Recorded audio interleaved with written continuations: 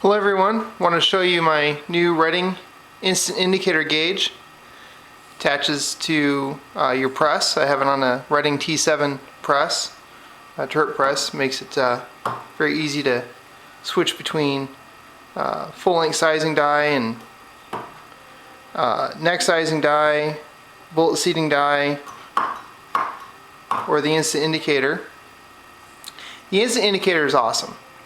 It makes it so easy to compare headspace and sizing of full-length sizing of brass. It measures between the base to a datum line on the shoulder. It also has another insert where it measures the bullet seating depth from the ogive of the bullet. And this particular gauge is for a 338 Lapua Magnum. And the particular bullet I'm using is the Lapua 300 grain Scenar. The gauge comes with this nicely machined brass setup gauge, which is set up for a minimum chamber. And if I measure using the standard Sinclair 20-degree shoulder bump gauge, and a pair of dial calipers, I measure 2.1915. There we go. Now you can see that, 2.1915. If I put that in the press, run the press up, see I have the dial indicator set to where it's exactly 0. So now, just incidentally, on my particular Savage 338 Lapua, the fired brass is measuring 2.192. So setting my gauge to the setup gauge at 2.195, 2.1915, I'm sorry, and if I size my brass to that, will give me a half a thousandths clearance between for headspace, which is perfect. It's a very minimal sizing. So what I have right here is a brand new piece of Lapua brass. Let's slide that in there. Oh, that's gonna show you bullet seating depth. Here we go. Here's a brand new piece of Lapua brass. We're gonna measure the headspace between the head and the shoulder. Brand new piece of Lapua brass. This one's a little short. I wanted to show you this one out of the last batch I had. This guy was the only one that was this short. This one's measuring 5 thousandths of an inch short. 1, 2, 3, 4, 5. So this one I set aside. If I fire it, of course, it'll expand and it'll fit, but I wanted to put it aside and not worry about that one for right now. Now what I have here is some, I don't know, 2 or 3 times fired pieces of Lapua brass that I've sized, and show you how easy it is and quick to compare. That one's reading about a half a thousandths over. So this one could be a little bit tight in the chamber, but it'll chamber no problem. Another piece. That one's about half a thousandths under.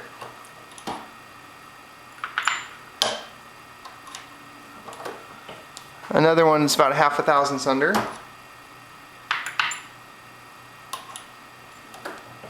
And that one's pretty much dead on.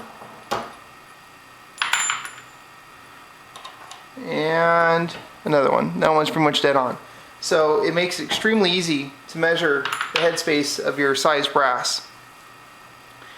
Before, if you wanted to do it, you'd have to put it in the dial caliper, the headspace gauge, and measure it like so. And once you get the hang of it, it's not too bad, but you got to get a good feel for seating the head of the brass on the dial caliper and just right, otherwise it can give you some odd readings. Now for comparing bullet seating depth, my particular chamber on my Savage, if I measure between the head of the bullet or head of the brass to the ogive to put the bullet seating depth at the lands, I come up with a measurement of 2.855. And we would initially measure with a bullet comparator insert. This piece, or this cartridge, is loaded at 2.835, which gives me a 20 thousandths jump between the ogive to the lands.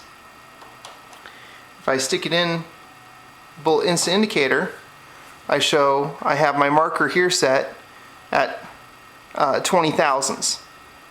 So at a measurement of 69 on the gauge, it happens to be 20 thousandths. This marker up here I put to reference what the bullet seeing depth would be at the lands. And this is how easy it is to compare, just to see where you're at. That one's exactly 20 thousandths jump. That one is 19 thousandths of a jump. That one's 19 thousandths of a jump. Another one at 19.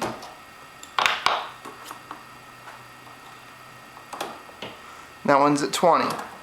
So it's the beauty of this gauge is how fast you can make all your comparisons and measurements. And that one is at almost 18 thousandths. So this actual dial indicator I picked up at Harbor Freight for, I forget, $14. It works just fine. The gauge itself I found the 338 gauge in stock at Sinclair's. I think it was around $90 or so, and it is absolutely fantastic. It's so much easier than trying to use the standard bump and ogive comparator inserts and dial calipers. Well, there you go.